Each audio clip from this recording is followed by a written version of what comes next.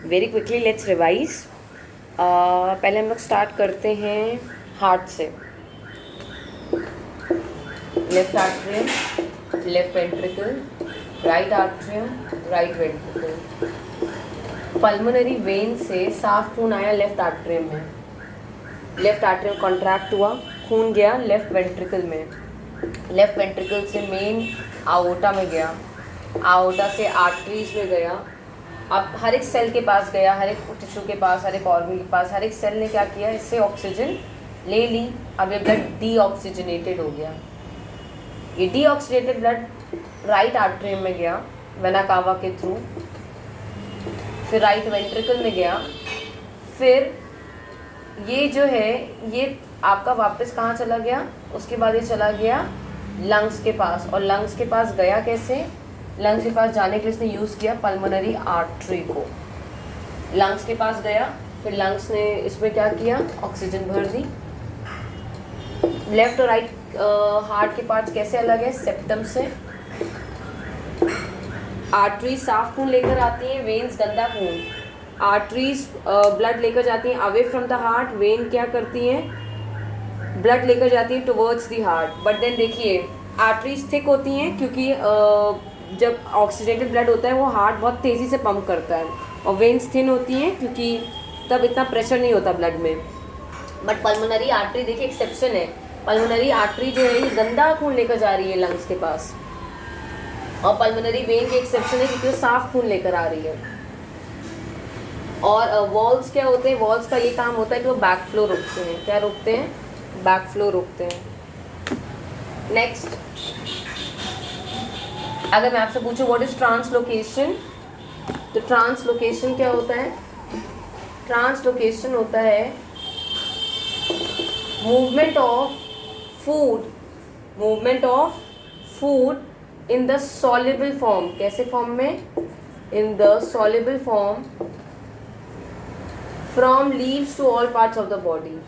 जब खाना soluble form से लीव्स से all parts of the body में चला जाएगा तो उसे हम लोग ट्रांसलोकेशन कहते हैं। क्या कहते हैं उसको, ट्रांसलोकेशन। ट्रांसपिरेशन क्या होता है,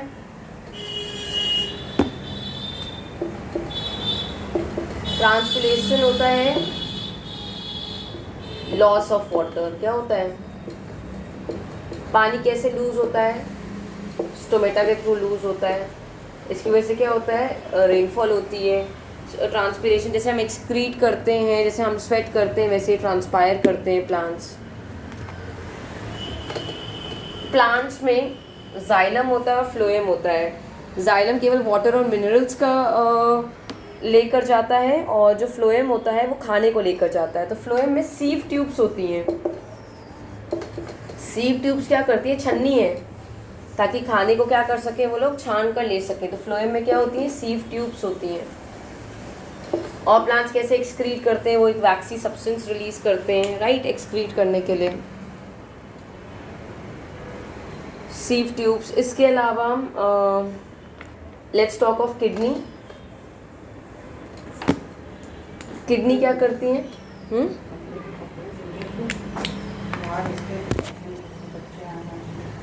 किडनी, हाँ, जब गंदा खून आया तो किडनी ने उस गंदे खून को किस में कन्वर्ट कर दिया, उस गंदे खून को, गंदे खून में जितनी भी चीज़ें थी, नाइट्रोजनस वेस्ट था, बॉडी में रिएक्शंस हो रहे हैं, उसको किडनी ने नाइट्रोजन मतलब जो नाइट्रोजनस वेस्ट था उसको यूरिन में कन्वर्ट कर दिया। इसमें कन्वर्ट कर दिया किडनी ने। किडनी का क्या काम है, to convert the nitrogenous waste to urine, yellow colour urine. फिर यूट्रस के ये यूरेथ्रा के थ्रू, एक सेकेंड, ये यूरेटर्स के थ्रू, ठीक है, किडनी ने क्या किया, मतलब जो नाइट्रोजनस वेस्ट था उसको किसमें कन्वर्ट कर दिया, येलो कलर यूरिन में। फिर ये यूरेटर्स के थ्रू ये यूरिनरी ब्लैडर में आया, थोड़ी देर स्टोर हुआ, फिर यूरेथ्रा से बाहर निकल आया। ये ब्लैडर है, ठीक है। अब इसमें इसका डायग्राम देख लीजिएगा, एक रेनल आर्टरी, रेनल वेन होगी। मैं आगे बता रही हूँ होता कैसे है। अब रेनल आर्टरी भी एक्सेप्शन है, वो गंदा खून लेकर आई किडनी के पास। किडनी में होती है नेफ्रॉन्स। नेफ्रॉन्स क्या है, नेफ्रॉन्स के ऊपर वाले पार्ट, ये नेफ्रॉन है, नेफ्रॉन के ऊपर वाले पार्ट को कहते हैं बाउमन कैप्सूल। किडनी में बहुत सारे नेफ्रॉन्स होते हैं। नेफ्रॉन्स क्या है? किडनी की फिल्टरिंग यूनिट्स हैं, नेफ्रॉन। ऊपर वाले पार्ट को कहते हैं बाउमन कैप्सूल, नीचे वाले पार्ट को कहते हैं ट्यूब्यूल। अब बाउमन कैप्सूल के अंदर बहुत सारी ब्लड कैपिलरीज हैं, इन्हें कहते हैं ग्लोमेरुलस। जब किडनी में रेनल आर्टरी गंदा खून लेकर आई तो ये ग्लोमेरुलस ने क्या किया? खून को छाना। खून को छाना तो अगर उसको कुछ लगा कि बहुत यूज़फुल है तो उसने ट्यूब्यूल में भेजा, ट्यूब्यूल ने उसको रीएब्जॉर्ब कर लिया और वापस रेनल वेन के थ्रू वापस बॉडी में भेज दिया। जो उसको लगा बिल्कुल बेकार है, उसको छलने के बाद जो लगा बिल्कुल बेकार है, उसको किडनी ने किस में कन्वर्ट कर लिया? यूरिन में कन्वर्ट कर लिया। यूरेटर्स के थ्रू वो गया यूरिनरी ब्लैडर में और यूरेथ्रा से बाहर निकल आया। तो फिल्टरिंग यूनिट क्या है? नेफ्रॉन्स है। और नेफ्रॉन्स मैंने आपको बताया, ऊपर वाला पार्ट बाउमन कैप्सूल है, नीचे वाला ट्यूब्यूल है, राइट। और ये जो कैपिलरीज है ना, ग्लोमेरुलस कहते हैं। अब जब हम ब्रीथ इन करते हैं तो रिब केज ऊपर जाता है, डायफ्रैग्म नीचे जाता है, राइट। तो ये जो चेस्ट कैविटी है ये बड़ी हो जाती है, एयर सक इन हो जाती है। ब्रीथ आउट करेंगे, रिब केज नीचे जाएगा, डायफ्रैग्म ऊपर जाएगा, चेस्ट कैविटी बची नहीं, कॉन्ट्रैक्ट हो गई, सारी एयर पंप आउट हो गई। हम ब्रीथ किसके थ्रू करते हैं? नॉस्ट्रल्स के थ्रू ब्रीथ करते हैं। जब नॉस्ट्रल्स के थ्रू ब्रीथ करते हैं तो उसके बाद क्या होता है? एयर हम ब्रीथ इन करते हैं तो उसमें हेयर होते हैं और म्यूकस होता है। हेयर क्या करता है? हेयर जो होता है वो डस्ट को ट्रैप कर लेता है और म्यूकस एयर को थोड़ा सा वार्म बना देता है। तो डस्ट ट्रैप हो गई, म्यूकस ने एयर को वार्म कर दिया। अब जो लोग स्मोक करते हैं उनके यही हेयर जल जाते हैं, तो क्या होता है? जो डस्ट होती है वो भी अंदर चली जाती है, तो उनकी डस्ट ट्रैप नहीं होती। अब ये जो ट्रैप डस्ट होती है, जब हम लोग छींकते हैं तो ये सारी डस्ट एक्सपेल आउट हो जाती है, इसलिए हम स्नीज करते हैं, क्योंकि जो डस्ट होती है वो इरिटेशन कॉज करती है। हम स्नीज करते हैं तो सारी डस्ट एक्सपेल आउट हो जाती है। तो हेयर क्या करते हैं? डस्ट को ट्रैप करते हैं, राइट, और म्यूकस एयर को थोड़ा सा वार्म बनाता है। फिर ये जो हवा है ये गई आपकी विंड पाइप में, जिसका नाम है ट्रैकिया। ट्रैकिया आपका 2 पार्ट्स में डिवाइडेड है, उन्हें कहते हैं ब्रोंकाई।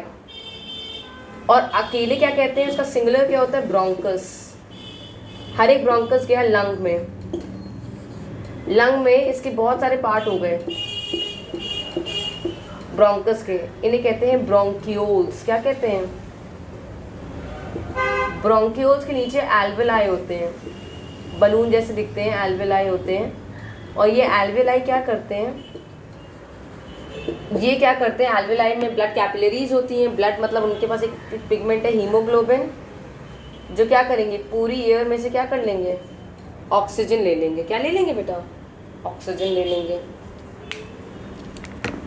देन अब हम लोग डिस्कस कर लेते हैं फिजिक्स। हमने काफ़ी हद तक डिस्कस की हुई है। हीट एनर्जी का क्या फॉर्मूला होता है ये हमने नहीं डिस्कस किया था। I²RT होता है। क्या होता है? I² मतलब करंट, I² की यूनिट होती है एम्पियर, R की मतलब एम्पियर स्क्वायर, R ओम, T सेकेंड्स। हीट एनर्जी हो गया। पावर का क्या फॉर्मूला होता है? पावर की यूनिट होती है वॉट, VI।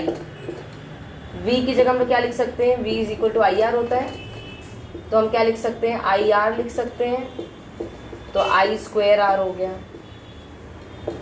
I की जगह क्या लिख सकते हैं? V/R लिख सकते हैं, तो ये V²/R हो गया। तो P = VI भी हो सकता है, I²R भी हो सकता है, V²/R भी हो सकता है। पावर की यूनिट है ये, पावर वॉट है, मतलब पावर की यूनिट, और पावर का ही फॉर्मूला है। अब जब हमारे घर पे, जब हमारा, अगर हमें आ जाए कि घर का बिल कैलकुलेट करो, अगर घर का बिल आ जाए तो जैसे दिया होगा कि 3 बल्ब्स हैं 20 वॉट के, और दे आर रन फॉर से 2 आवर्स फॉर 30 डेज। क्या करेंगे आप? 3 बल्ब्स हैं तो 3, 20 वॉट है। घर पे जब हम लोग बात करते हैं तो वॉट में नहीं लेते हैं, वॉट को किलो वॉट में कन्वर्ट करेंगे हमेशा। कैसे? 20/1000, 2 आवर्स, ठीक है, कितने डेज है, 30 डेज है। ठीक है, तो आपका क्या आ जाएगा, टोटल एनर्जी कंज्यूम्ड आ जाएगा। क्या आ जाएगा आपका, टोटल एनर्जी कंज्यूम्ड आ जाएगा। ये आ जाएगा 3.6। इसकी यूनिट क्या होगी, किलोवाट आवर। क्या होगी, किलोवाट आवर। और फिर वो मान लो कहेगा कि 1 किलोवाट आवर, या कह लो इसको एक यूनिट भी कहते हैं। एक यूनिट जो है मान लो कहेगा कि 5 रुपए की है, तो 3.6 किलोवाट आवर कितने का हो गया, 18 रुपीज़। कितना बिल आ गया आपके बल्ब्स का, 18 रुपीज़।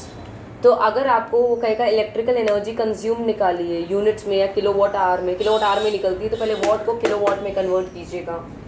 ठीक है, जब हम लोग घर का बिल निकालते हैं तो हमें वॉट को किलोवाट में कन्वर्ट करना है। दूसरी चीज़ आवर्स में ही होनी चाहिए, इस बात का ध्यान रखिएगा। ऐसे में अगर आपसे कह दूँ कि 2 फैंस भी हैं 50 वॉट के, 6 घंटे चलते हैं फॉर 30 डेज, तो 250 वॉट है, 6 आवर्स है, 30 डेज है।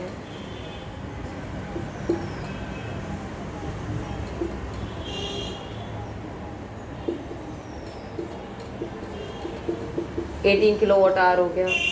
इसको भी इंटू 5 कर लीजिएगा। ठीक है, और फिर दोनों बिल्स को ऐड कर लीजिएगा, वरना क्या कीजिए, दोनों का अलग अलग निकाल लीजिए। इसे 3.6 है, ये 18 है, तो कितना हो गया टोटल, 21.6 किलोवाट आवर हो गया टोटल, जितने आपके अप्लायंसेस चल रहे हैं उसको इंटू कॉस्ट कर दीजिए। निक्रोम वायर की यूज़ करते हैं क्योंकि उसकी रेजिस्टिविटी हाई होती है। रेजिस्टिविटी और रेजिस्टेंस में फ़र्क है। रेजिस्टिविटी में 1 मीटर लॉन्ग वायर लेते हैं जो 1 मीटर स्क्वायर थिक होती है, और उसकी जो रेजिस्टेंस होता है वो रेजिस्टिविटी होती है। रेजिस्टिविटी का फॉर्मूला ये होता था और उसकी यूनिट होती है ओम मीटर। फिर मैंने आपको उसके अलावा मैंने आपको बताया था कि टंगस्टन की यूज़ करते हैं बल्ब्स में। बल्ब्स में क्या यूज़ करते हैं, टंगस्टन, क्योंकि उसका जो वो होता है मेल्टिंग पॉइंट होता है वो हाई होता है, तो ज़्यादा जल्दी वो मेल्ट नहीं होता, ज़्यादा टाइम तक बल्ब चलता है। फ्यूज़ का मेल्टिंग पॉइंट क्या होता होगा, फ्यूज़ एक ऐसी चीज़ है कि जैसे ही टेम्परेचर बढ़े तो वो क्या हो जाए, तुरंत हमारा किसी घर पे कोई नुकसान ना हो, तो उसका मेल्टिंग पॉइंट लो होगा। क्या होगा, इसकी रेजिस्टेंस क्या होगी, हाई होगी, इसकी रेजिस्टेंस क्या होगी, लो होगी। इसकी रेजिस्टेंस लो होगी तभी तो जैसे ही ज़्यादा करंट होगी क्या हो जाएगा, तुरंत बता देगा। और इसके अलावा केमिस्ट्री में आप लोगों को कॉम्बिनेशन रिएक्शन, जिसमें 2 चीज़ें मिलकर एक चीज़ बनाते हैं। डिस्प्लेसमेंट रिएक्शन में आपको कैटरीना ने कार मांगी, मतलब ये पूरा याद होना चाहिए। और डबल डिस्प्लेसमेंट हमने किया था जिसमें प्रेसिपिटेट बनता है, जैसे barium chloride plus sodium sulphate gives BaSO4 plus NaCl। Balance कर देंगे। रांसिडिटी वगैरह हमने सब किया था, बस हमारा हाँ ये बाकी था, रिडक्शन रिएक्शन बाकी था, रिडॉक्स बाकी था हमारा। ऑक्सीडेशन रिडक्शन रिएक्शन देखते हैं, ऑक्सीडेशन रिडक्शन रिएक्शन कैसे होता है।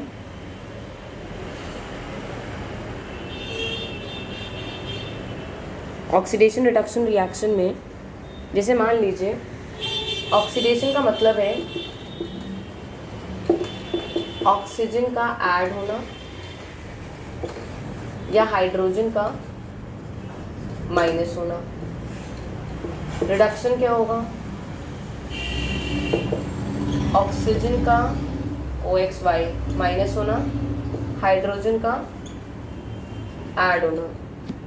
तो अगर मैं आपसे कहती हूँ ZnO प्लस C, तो क्या होता है Zn+CO।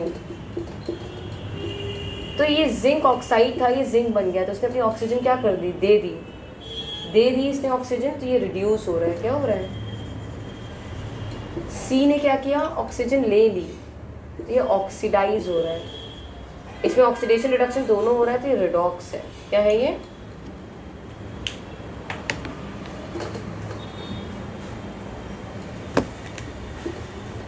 Mg+O2 gives MgO। Balance कर लीजिएगा। मैग्नीशियम ने ऑक्सीजन ले ली, तो ये ऑक्सीडाइज हो रहा है। क्या हो रहा है, ठीक है। Na+HCl ये डिस्प्लेसमेंट रिएक्शन होगा, Na ज़्यादा पावरफुल है तो NaCl + H2। H अकेले नहीं लिख सकते, Na की वैलेंसी 1 है, Cl की 1 है। अब ये हाइड्रोक्लोरिक एसिड ने क्या कर ली, मतलब Cl ने क्या कर दी, अपनी हाइड्रोजन दे दी तो ये क्या हो गया, हाइड्रोक्लोरिक एसिड ने इसने क्या कर दी, अपनी हाइड्रोजन दे दी तो ये क्या हो गया, ऑक्सीडाइज हो गया। क्या हो गया ये, ठीक है।